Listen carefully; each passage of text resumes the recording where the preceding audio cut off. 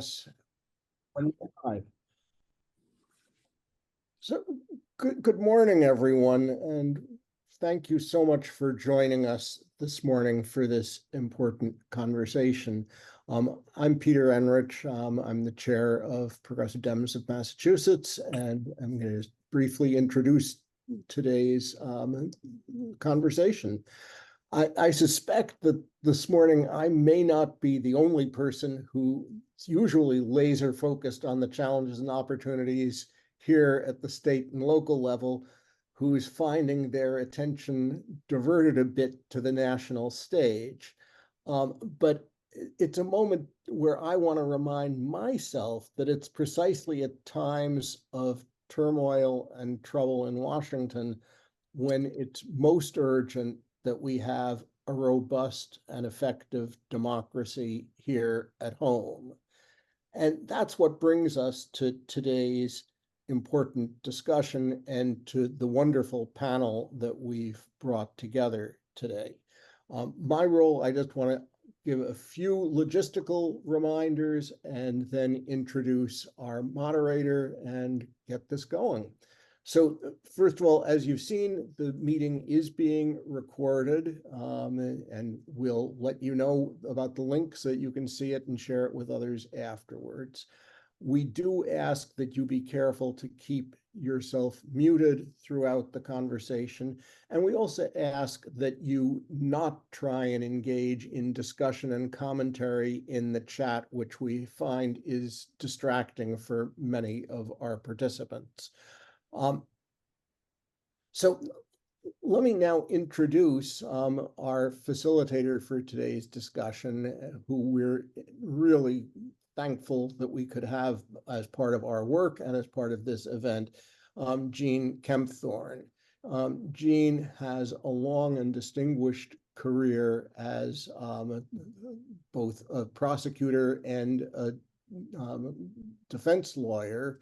And on top of that, she's had the time to serve on the State Ethics Commission and on the board of Common Cause of Massachusetts. And she served on Progressive Dems leadership team and as one of the chairs of our working group on legislative functioning. She was one of the lead authors of our 2021 Democracy in Decline,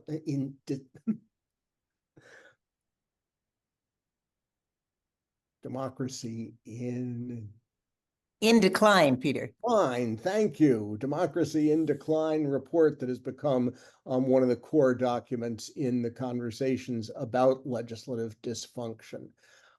And she is presently on the steering committee of the Coalition to Reform Our Legislature, which is moving to advance a reform agenda. So we are really, really happy to have her here to facilitate today's discussion, and I'm going to turn it over to her at this point. Jean.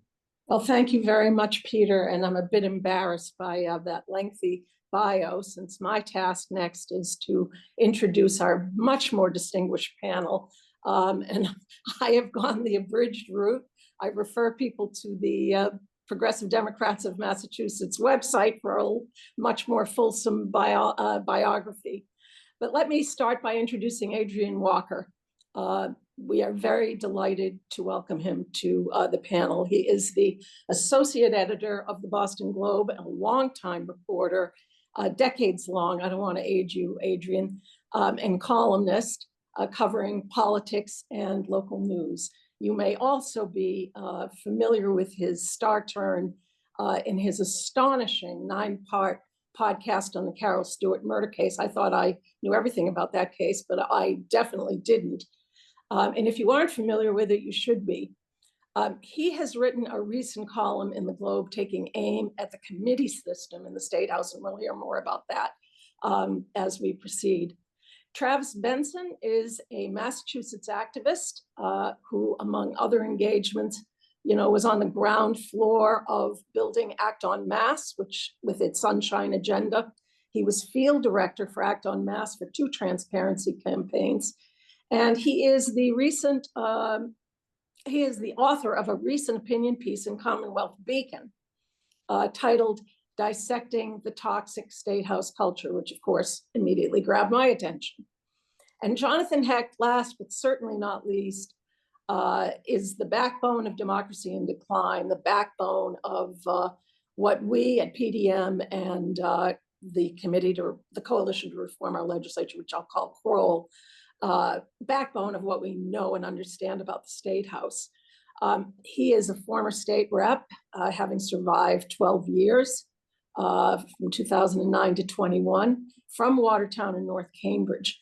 He serves, as I've intimated, on the steering committee of CROL and on the leadership team of the Progressive Democrats of Massachusetts, pretty much taking over when I dropped off to focus more energy on this. So welcome to all of our panelists. And the format, today is going to be more of a conversation. I'll be trying to get a sense from our panelists of how we got here, where we are now, what the current session looks like, and how we can best move forward. There's been reference to articles. I want you to know that the newly updated CROL website, malegreform.org, has a page on listing this issue. All the articles is just a plethora of articles on the issue, and they are available there with links. So I'm going to just set the stage a little bit and talk a little bit about the work that we've done to date. I'll come back to the reform efforts that are underway at CROL. But the report of the PDM being Progressive Dems of Mass, Working Group on Legislative Reform, Democracy in Decline, was published in November 21. It described the Mass State House as dysfunctional, as characterized by highly centralized power, and a correspondingly disempowered rank and file. Legislators who represent us, who know little about what's going on behind closed doors of important committees and have even less ability to do much about it. Untrained staff, incumbents not terribly worried about losing their seats, but very worried about retribution from leadership. The state budget, I think it's now fair to say, as we approach the 14th annual late budget, I think the word perennially is fair. It is perennially late. No independent research, policy, or fiscal analysis bureau in-house. Slow gains on diversity among both staff and membership. The legislature under one-party control seemingly unable or unwilling to enact meaningful legislation that the majority of their constituents actually want. What little gets passed by way of legislation is often poorly thought out and badly written. Tremendous resistance to transparency and accountability, as we see played out in the last several years, and right now with the auditors contretemps with the legislature over her jurisdiction. Excruciatingly slow progress on key critical issues like climate change, the environment, housing, migrant shelter, rental assistance, early childhood care and education, transportation, single payer healthcare, negotiated pay raises for public employees, on and on. Issues, by the way, that Democrats supposedly agree on, according to the party platform. And issues about which there is widespread agreement within the public.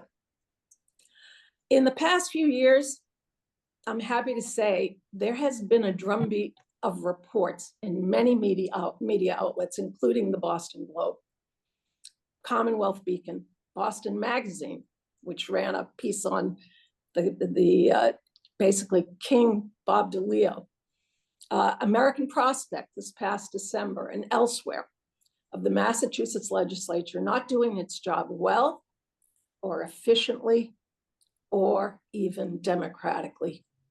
So John, I want to turn it over to you. How did we get here? What do you think is at the root of the problem, and what is it about the structures inside the House that operate to keep the rank and file in line? And if you disagree with anything I said in my preamble, take aim. Thank you, Gene. Good morning, everybody. And no, Gene, your summary was, if anything, too generous to the legislature.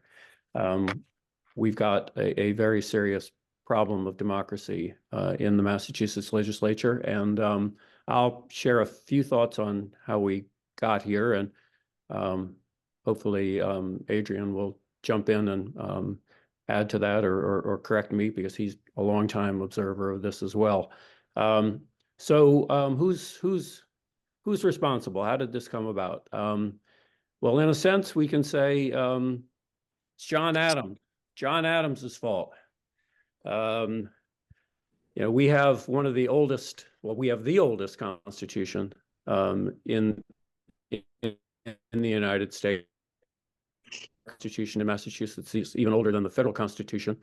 And one of the unfortunate results of that is that we have very little in our Constitution compared to other state constitutions around the country on how the legislature should operate.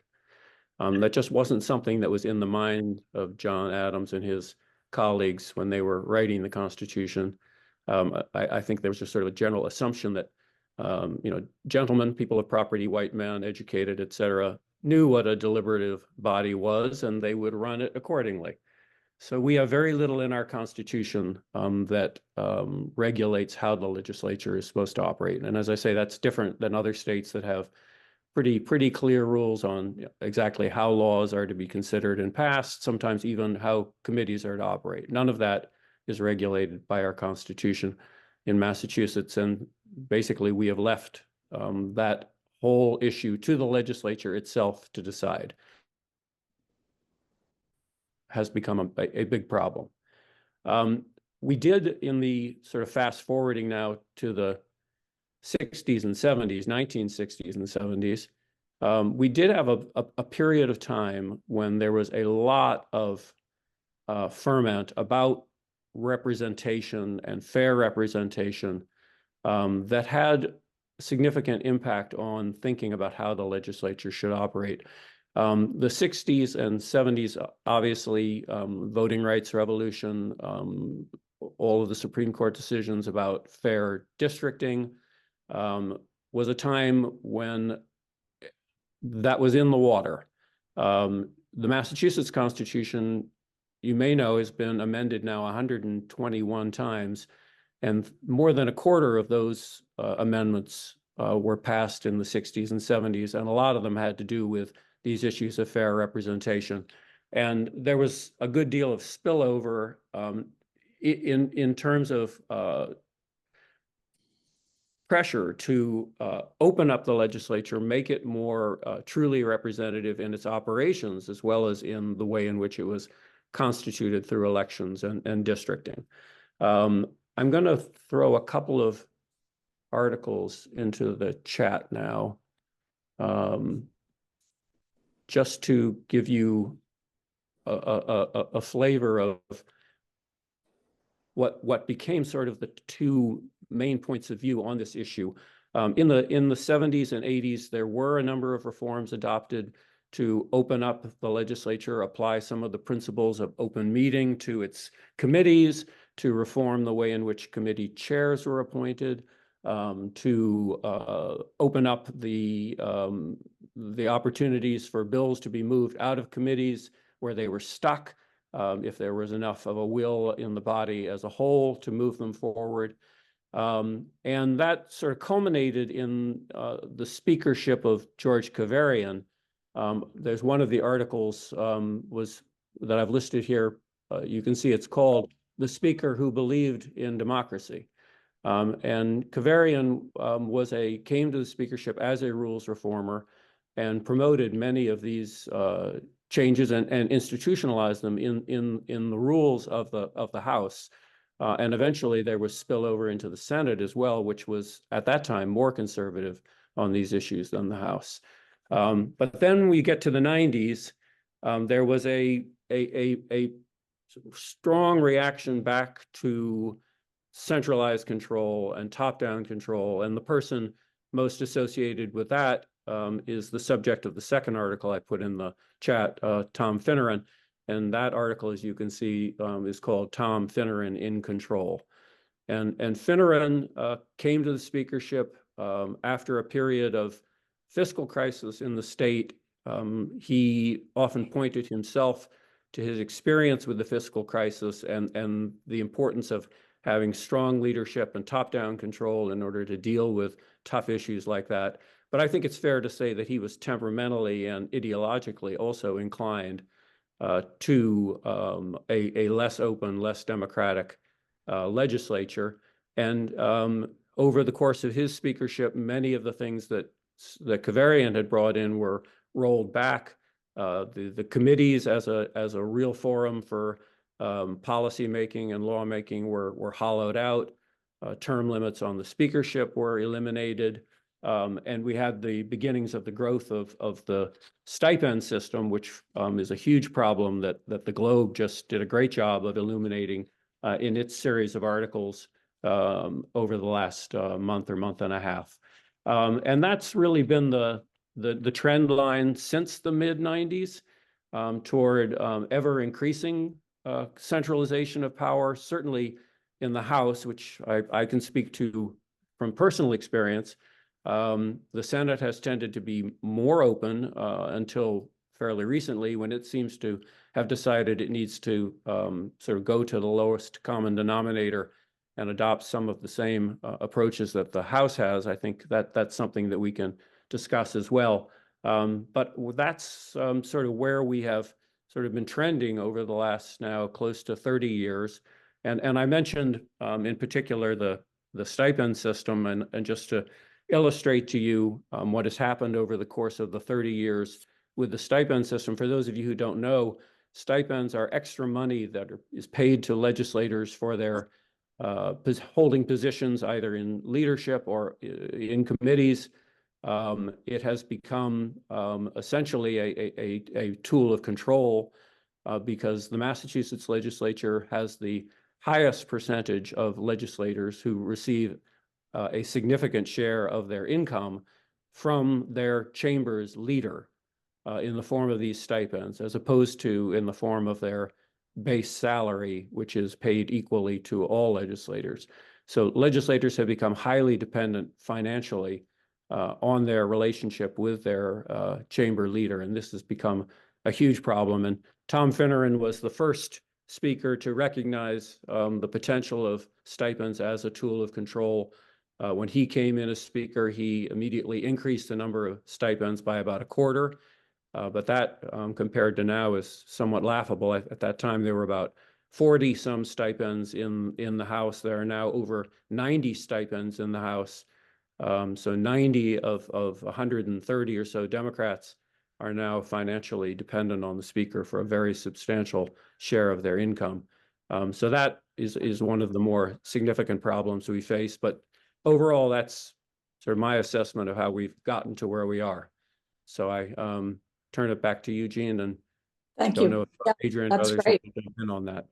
I want to turn to Adrian. I mean, you've been watching the scene longer than almost anyone, I think, since about 1989.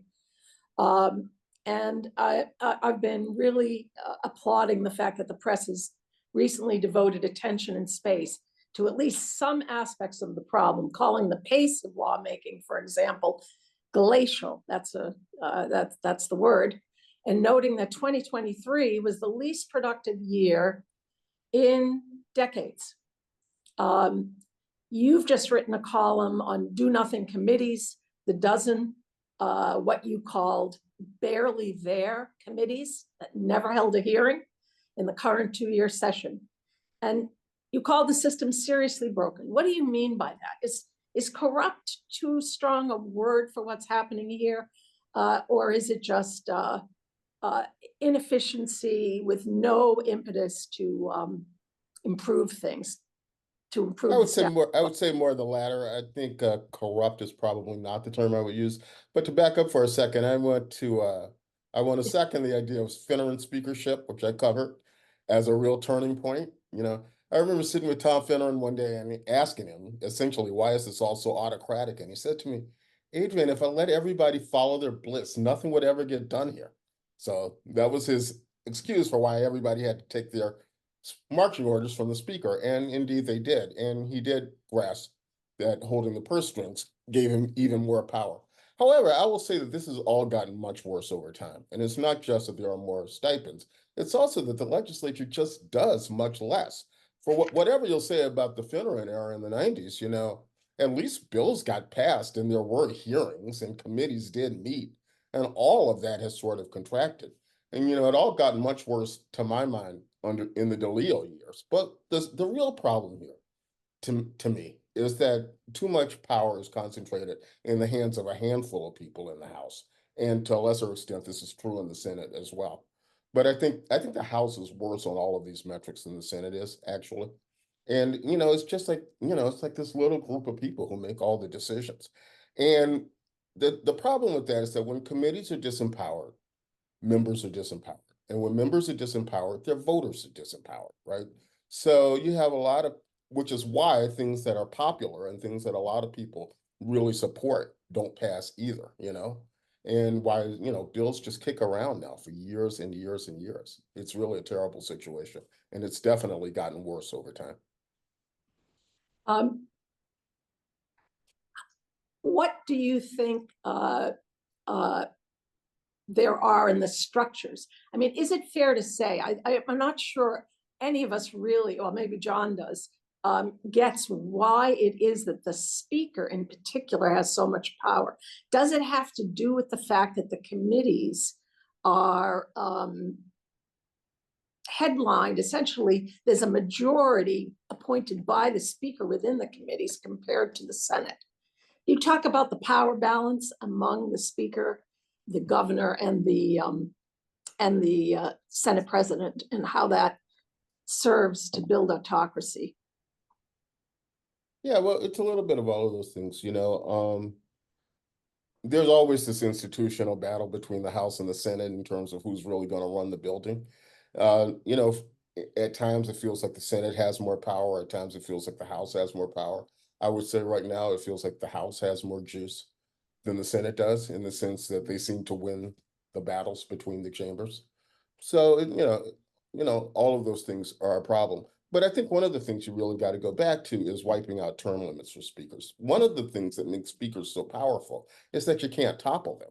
They're there and they're going to be there for as long as they want, and they're going to be a fact of your life, and they're going to decide, how much money you make. So, we'll get to reforms later, but I think wiping out term limits for speakers was probably the single biggest thing that made the speaker so much more powerful than, say, in George Kavarian's time. Travis, I'm going to thank you very much, Adrian, and jump in if something occurs to you, as I'm asking Travis about. First,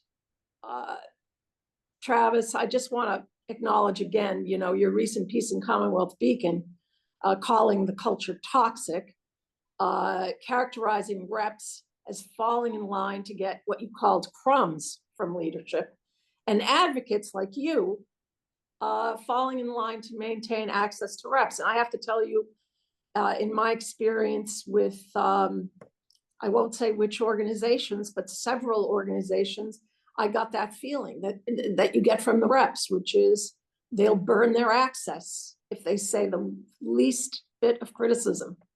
So, what gives? What gets in the way of progress on issues you would think progressives or even middle of the road Democrats could unite behind? For example, how do measures like transparency that have enjoyed huge public support, super majorities in the advisory questions in the 30 districts that had it on their ballot, how do those just wither on the vine, go down to defeat?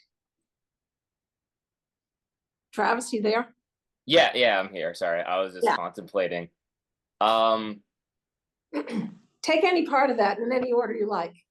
Yeah, it was kind of a lot. I think what you said first was actually pretty important, where I get, you said working with certain advocacy groups, you kind of get that feeling of trying to fight for access. And I think that's just, I think it's indicative of, it's what helps the consolidated power on top is, as advocates, it's the same thing with reps. We all fight for individual access to the people who are higher above us, more powerful above us, to defer to them more in like private settings rather than like maybe be more transparent about certain conversations or processes that are happening to the public so that the public can decide on maybe how they feel about why things aren't getting done. And that only creates just division among, I mean, you have every, elected official fighting individually for their own earmarks.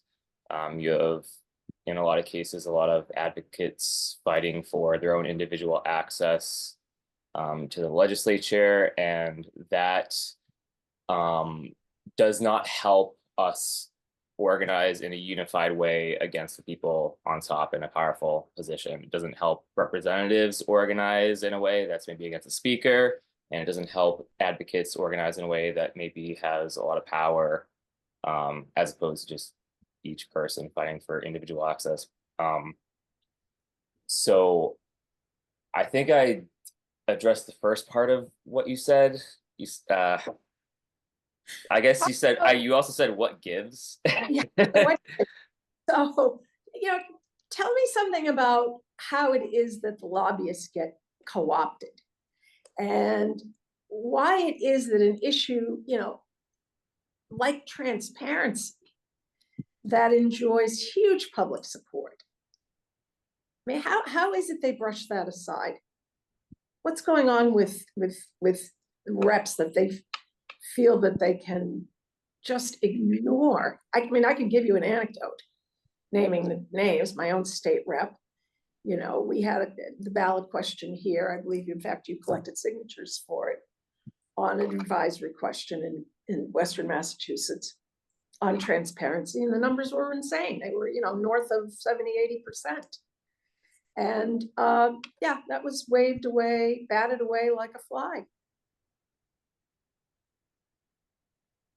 Yeah, I think it happens a lot with transparency. It happens a lot with very specific things in which I think the legislature is able to decide their own rules and processes. Adrian and John both earlier were talking about speaker term limits and how much power speaker has, leadership has, and I don't have an extensive knowledge as John on like the history, and I'm not as experienced as Adrian, but I have seen in recent years, DeLeo, when he became speaker, reinstate term limits and then get rid of them also a couple of years later because he wanted to, and the Senate president also followed suit after that, unfortunately. And so now, you have people in certain powerful positions just deciding rules for themselves. It's the same thing with transparency, like public committee votes, something that's overwhelmingly popular with so many constituents, like in every district.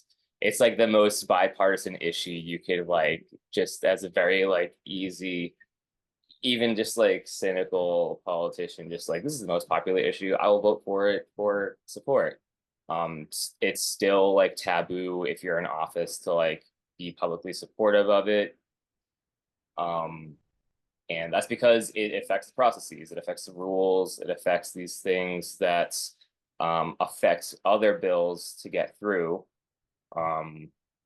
Where, if the person on top doesn't have term limits, they can rule technically as long as they want. And if there's no public committee votes, we can't see where our elected officials stand on certain issues before they're brought to a final vote on the floor.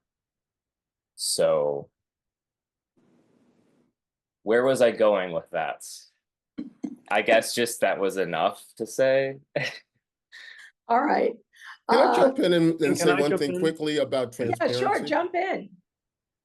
I think that legislative leaders believe that this is process and that the public doesn't care about process. They think that the public won't stay focused on it And there's no real penalty for pushing back on it and refusing to be more transparent. The same is true of their exemption from public records laws, for that matter, which also has a lot of public support. But they think the public doesn't really care. Well, I mean, in fact, there were two incumbents who faced primary challenges in the last election. Both incumbents prevailed in the primary. So it's a reality, isn't it? Yeah, John? right. Yeah. Yeah, I mean, I think, the lack of transparency in the committees, you also have to understand, is because if there were transparency in the committees, everyone would be caught with their pants down. Everyone would be so embarrassed because Adrian and his colleagues did a great job of pointing to the, no heavy lifting committees or barely there committees, the 12 or so that, had no bills assigned to them, but people are still being paid stipends to chair them. All of the other committees are barely there committees too. I mean, the truth is that none of the committees operate as committees. The only thing that happens as a committee in the Massachusetts legislature is a hearing. And the hearing is for the public to come and speak and express their views on legislation. Once the hearing is over, the committee never meets again. So all the things that happen in committee in other legislatures, both in Congress and in other states, committees getting together to talk about bills, to redraft bills, to vote on amended bills, to ultimately vote on what bills they're going to recommend out of committee to the rest of the legislature. None of that happens in Massachusetts. Let me just a footnote, if I can jump in. The hearings themselves, the one place where the public has input, are completely theatrical performances where the panel of legislators, those who deign to show up for the hearing, sit there in something like bored resignation. Never do they ask a clarifying question. In my limited experience, I've never seen a question being asked. They may sit there sour or effusively congratulate, in some kind of courtly performance, their colleagues. But no real work happens in those committees and in that hearing, as far as I can tell. I mean, a hearing on a court case, that I'm very familiar with, and it's an important occasion to straighten out misconceptions or answer questions. I mean, why are these hearings so useless? Well, That's you're real exactly question. right, Gene. I mean, they're theatrical. I mean, the members, are not encouraged and oftentimes actively discouraged from asking questions. I can tell you that. Even if there were the possibility of members or the committee as a whole somehow benefiting from the public testimony, they then have no opportunity to work with what they have learned in the committee to develop the bills, engage, do the real work that we associate with legislative committees. And that's why the transparency issue has become such a hot potato for the legislature itself, because the legislators themselves don't want to admit that they are as irrelevant as they are to the process. But even more importantly, why is it that the committees operate in this way in the Massachusetts legislature? It's because leadership doesn't want the committees and the members of the committees to be actively engaged in considering legislation, shaping legislation. They don't want them to be publicly associated with a position. They don't want their votes to be known, because that would make it more difficult for leadership to then orchestrate the real work on the bills behind the scenes. And that's the reality of how legislation is made in Massachusetts, is even bills that come out of committee, again, without any real participation of the committee members, they go to the Ways and Means Committee. And it is in the Ways and Means Committee, which holds no hearings, has no public sessions to amend the bills, to vote on the bills, usually releases the bills, after perhaps half an hour's notice to its members, again, with no indication of what the vote was, because most of the members have no time to vote. And then it's rushed to the floor where the bill is put before the membership as a whole for a vote. All of that is designed to maximize the ability of leadership to determine what the bill will ultimately look like. And all that takes place behind closed doors. John, just I have want a to question remind- about that though, if I may. Yeah, Why go do ahead. members put up with this? Why bother running for office, spending all summer, going to debates and stuff, getting elected, if you're just going to go there and just do what you're told? Why do the other 155 members of the House tolerate this? Well, I think maybe Travis, some of the things that he's been talking about and what he talked about in his article helps explain it. I mean, there's a culture of learned deference, quickly learned deference, which is backed up by real sticks and carrots. And I do believe that 95% of the people who come into the legislature do so for the right reasons. Many of them have had experience working in a local select board or a city council where they were active, meaningful participants in developing legislation, which takes place in the open. All votes take place in the open because we have an open meeting law that applies to all legislatures in Massachusetts except the state legislature. So I believe they come into the legislature intending to be meaningful participants and meaningful spokesmen and spokeswomen for their constituents. But they very quickly learn that taking that kind of approach lands you in Siberia. And they very quickly buy into the idea that whatever influence they're ultimately going to have depends on playing by the rules. I think they, comment on this. There's the question of their influence, but isn't there also the question of earmarks? And isn't that how they think that their constituents are ultimately going to rate them? Their ability to bring home the bacon to their district. No? I hear it. I don't know. So I would like to switch things around and talk about this session. Focus on this session. What got done?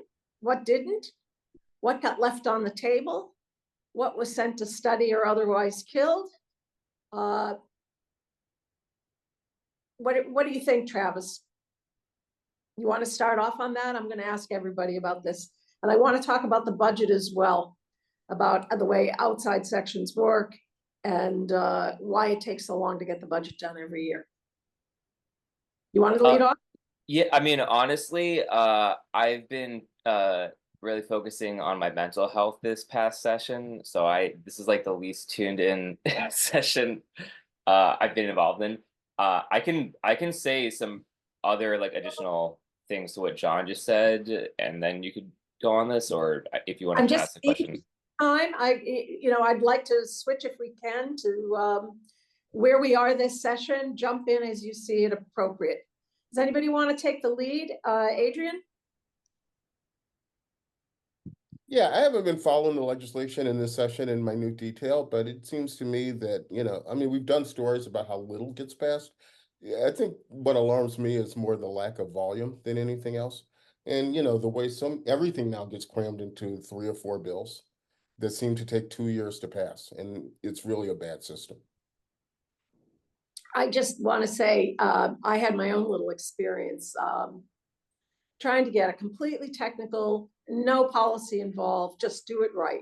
Because what I see is that even if a bill takes a decade or more to get done, that's no guarantee that the language has been finely crafted, that the quality of the legislation is really problematic. So, all right, in my hat, professional hat as a criminal lawyer, I run across, something that was very disturbing to many people in the legislature. They passed the bill in 2 days. And we've spent, passed in haste, and we've spent a long time regretting what happened. 2 cases thrown out, dozens of victims, whose cases were not given the shrift they should have been by the statute, really because of a scrivener's problem. So I took it on myself to fix it. It's like, this is obvious. File the bill, get sponsors. I did absolutely everything. I went to the hearing. Sent to study.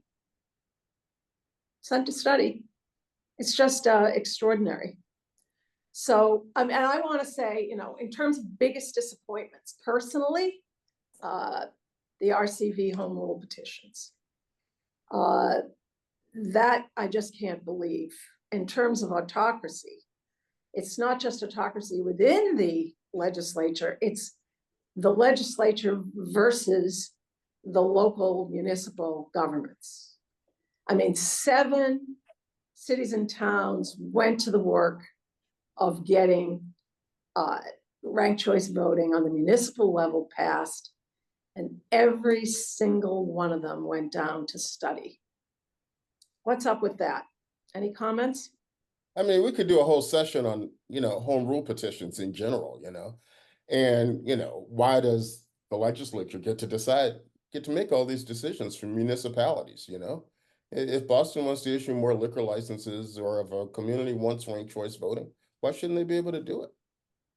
That's right. I mean, Boston in particular, what I've read about historically, and I think this came from Bob Kuttner's article, you can correct me, is that, Boston, of major US cities, has the least power over its own budget. Only something like 20% of its budget is from property. It's something like 20% elsewhere, and it's like 70-something% in Boston.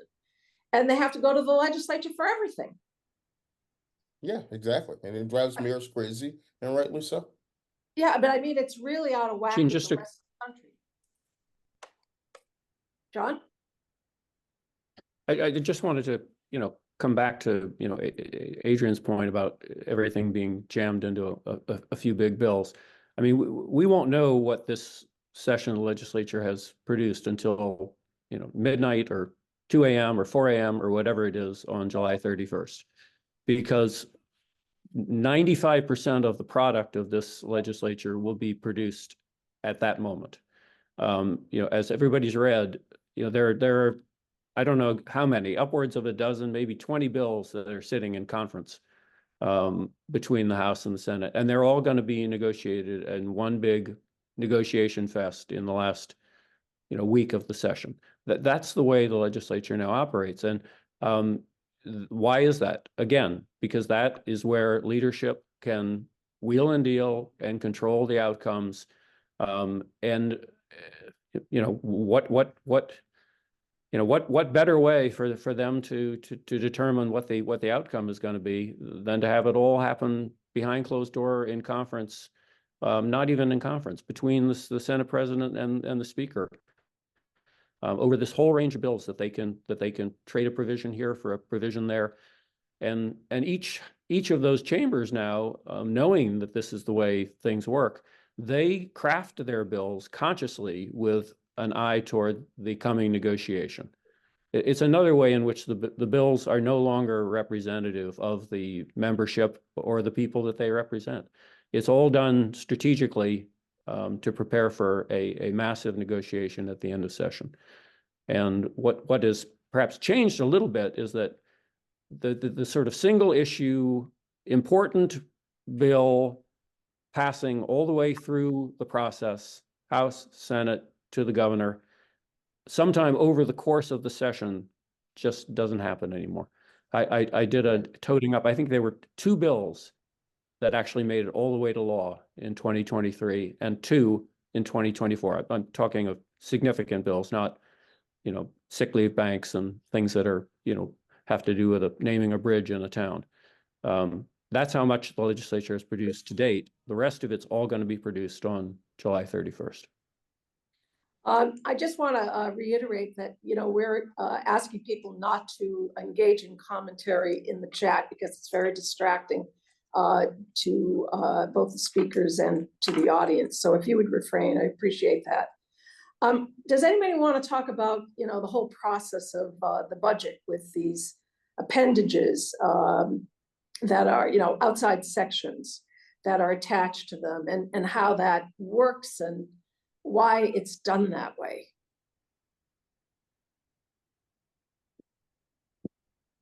Somebody want to jump in? Well, it's done that way. The reason things are done through outside sections, I think primarily, is because it gives leadership more ability to kind of manage the process.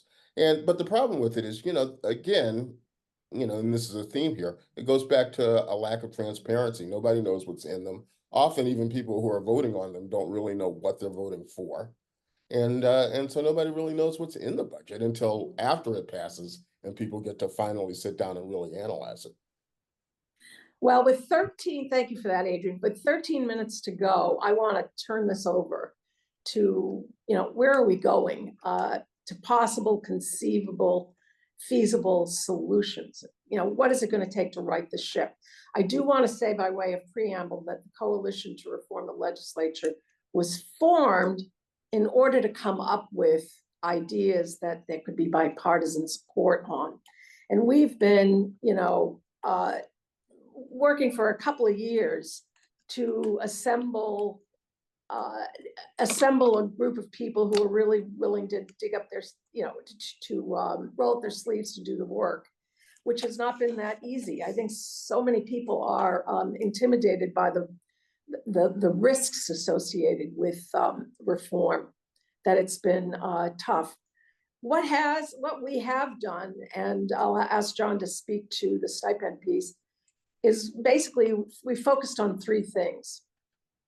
On my point of the poor quality of the bills, which are largely drafted by lobbyists and special interests, was to reinitiate a research bureau within the legislature, to which there would be access by all members, and which would, have protection from leadership control to the extent that we can do that.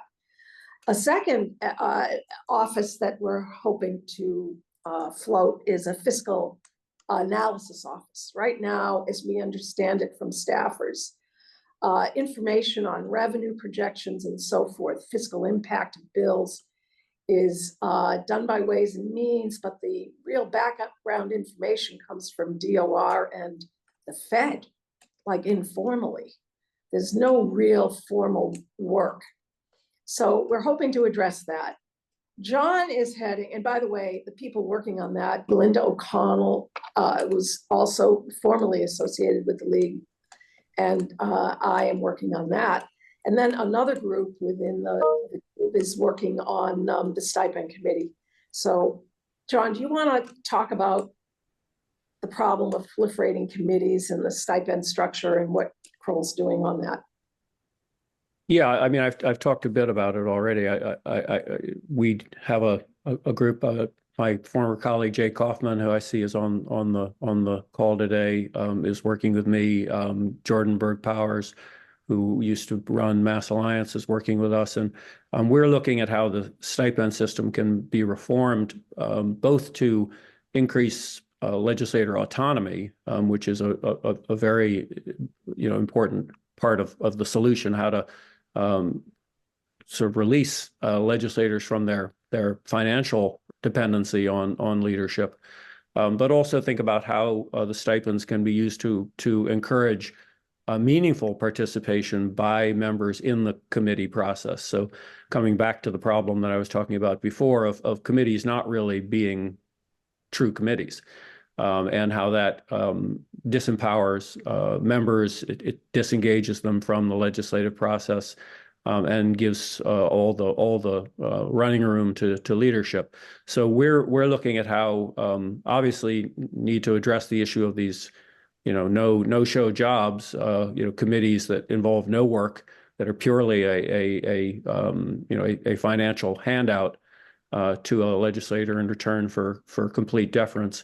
But how to, ideally, we would think about how to use those resources to encourage the right kind of committee work committee work that would actually engage legislators and through them their constituents, and make the legislative process one that really reflects the views of what is now a very diverse state and a very diverse legislature, all of whom need to be heard as part of our lawmaking if we're going to produce the sort of laws that are really responsive to the needs of everyone in the state. So that's our ambition. It's a big ambition, but we think this is a good handle by which to try to address that set of problems. So I am reminded by Kate Kavanaugh that, of course, we also, but we're really working just on the grassroots level and not really spearheading it. We have also agreed that the legislature should be subject to audit, and we have on Kroll supported the auditor's ballot question, some of us by actually getting out there and collecting signatures. So, we do encourage on our website people to connect with that campaign and help out in the fall. Stay tuned for more on that. Adrian, I want to ask you, you've said you think the single most important change that needs to be made is term limits. How do you think we're going to make that happen? And who or what needs to take the lead on that issue? How do you see that actually, a path to success on that? I don't know. I mean, I think partly it's going to have to come from, within the body themselves. I mean, I think the legislators themselves are going to have to decide that they want more power and more authority, and to stop being ordered around like little children. But I do think there is a great role here for grassroots activists to really push for this. I mean, there was very little opposition really when DeLeo wiped out term limits. And I think, I think there is a movement building for more transparency, and that this can be part of it. John, who do you think takes the lead on term limits, and do you think that really the change can be initiated from within? I think that's pretty debatable whether they become so co-opted that nobody wants to take the lead on that, because that sounds like if you're going to shoot at the king, you better bring him down. Yeah, well, I mean, short of a constitutional amendment, it can't be imposed on the legislature. It could be done through a constitutional amendment. It can't be done through an initiative petition. So I think, Adrian's right. I mean, realistically, it has to come from within the body. But, I think some of these other changes that we're talking about, both to, increase the autonomy of legislators, to give them the opportunity to participate in the legislative process, especially in committee by right, not because they've gotten down on their, knee and asked for some dispensation from the ruler. The increasing their capacity through the legislative research office and fiscal analysis office that you're working on. I mean, these are the building blocks of a more autonomous, more participatory, more genuinely representative legislature. And I think, the term limits are, something that sort of has to sort of be the culture has to determine that is the way the body wants to run itself. And I think it's only when the members are, given, more, frankly, freed from their bondage, and given the ability to represent their constituents effectively by right, then I think the question of how the place is run, who the leader is, and how the leader is chosen will follow from that. It's very hard, I think, to do it the other way around. Practically speaking, there have been ideas that what has to happen is you've got to really create pressure on incumbents with primary challenges.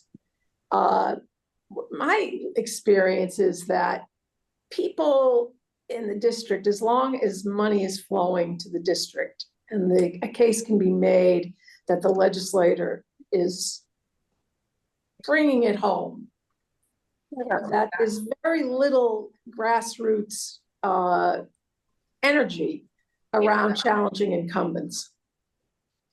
what do we do about that? How do we manage that? Right now, the Democratic Party doesn't want town committees weighing in on in primary races. I mean, what do we do to generate more electoral reform, electoral energy, so that incumbency is not so such an incredible barrier to reform?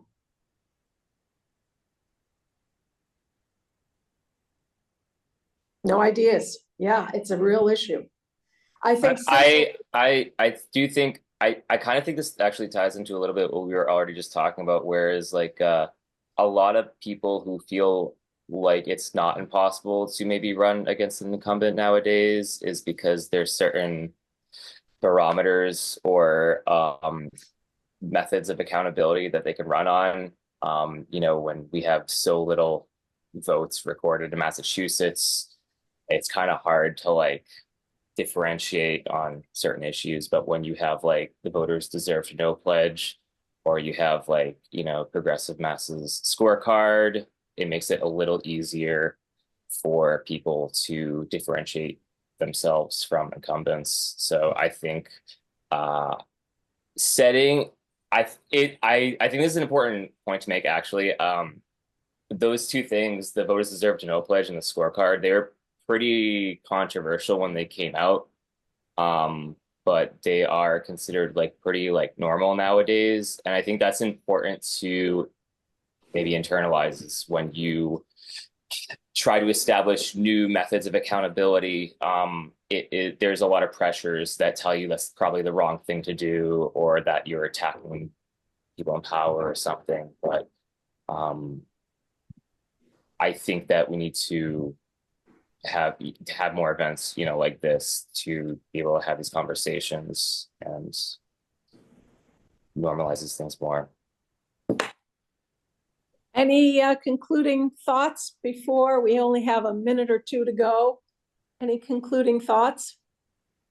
I'm going to throw out a crazy idea that I've been pursuing with very poor success in my district, and that is encouraging people not to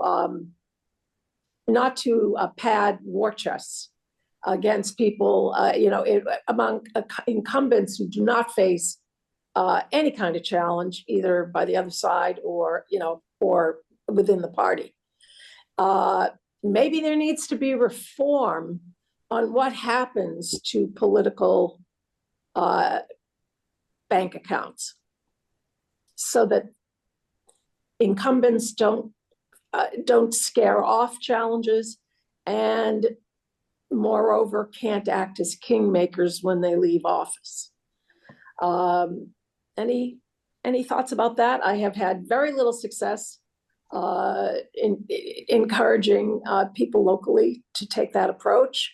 I think they see it as guaranteeing their access, and it's just hard to change culture.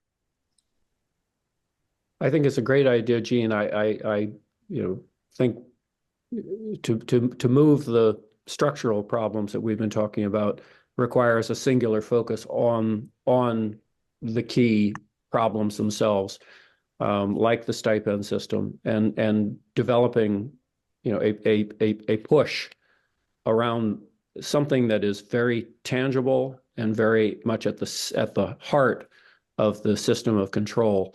So I think most people, even if they understand generally that something is amiss with the legislature, they don't have a particular thing that they can push that is both goes to the problem, and that if addressed could actually move the needle. So that's where I'd like to see us try to develop more grassroots, and thank you to the Globe, more public awareness. Well, to me, what you're talking about kind of harkens back to the clean elections fights of the late 90s, which, of course, Finneran killed. So we've kind of come full circle, right? Mm-hmm. Exactly. But this could be done on a grassroots level if people would be willing to do it. I want to thank our panelists. This was great. It's a huge topic. It's so hard to stay, to cover the waterfront. There's so much that can be said about the efficiency, the lack of democracy, and so forth. But I want to thank you for taking your time. I want to thank everybody who attended. And we hope that you will, in fact, dig deeper into the resources that are on the Kroll website. And again, thanks to all of you. It was a pleasure. Kathleen, bye.